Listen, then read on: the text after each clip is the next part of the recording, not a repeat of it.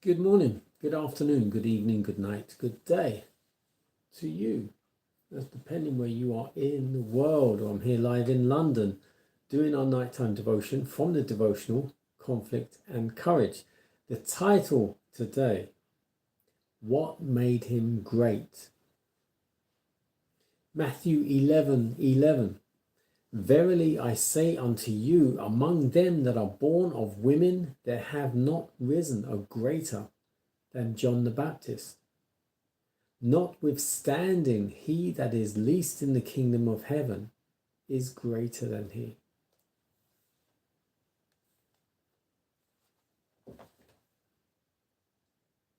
What was it that made John the Baptist great?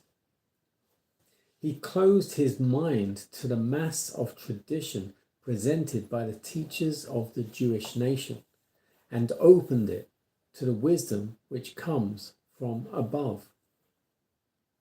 John the Baptist was not fitted for his high calling as the forerunner of Christ by association with the great men of the nation in the schools of Jerusalem. He went out into the wilderness, where the customs and doctrines of men could not mould his mind, and where he could hold unobstructed communion with God. John the Baptist was a man filled with the Holy Ghost from his birth, and if there was anyone who could remain unaffected by the corrupting influences of the age in which he lived, it was surely he. Yet he did not venture to trust his strength. He separated himself from his friends and relatives with his natural affections, that his natural affections might not prove a snare to him.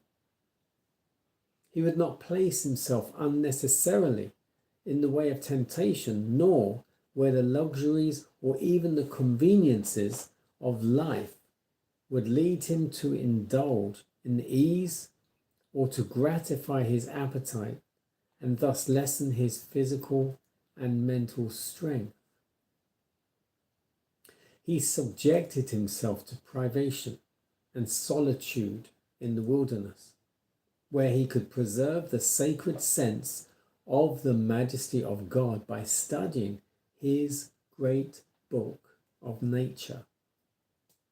It was an atmosphere calculated to perfect moral culture and to keep the fear of the Lord continually before him. John, the forerunner of the Christ, did not expose himself to evil conversation and the corrupting influences of the world. He feared the effect upon his conscience that sin might not appear to him so exceedingly sinful. He chose rather to have his home in the wilderness, where his senses would not be perverted by his surroundings. Should we not learn something from this example of one whom Christ honored and of whom he said, among them that are born of women, there have not risen a greater than John the Baptist. Now this was called what made him great. And it was very well explained there. What made him great was the fact that he was born of a woman, wholly human. But he was chosen from birth to be this great human. Although, much like the Christ, it wasn't that he didn't have temptations. He did, but he chose to live away from society, in the wilderness, eating of the wild nature and indulging of nature. The one book we can all read, even if we're illiterate. We don't have to read pages with words on them. We can just go and study nature, be with nature, and we will learn probably more of God that way.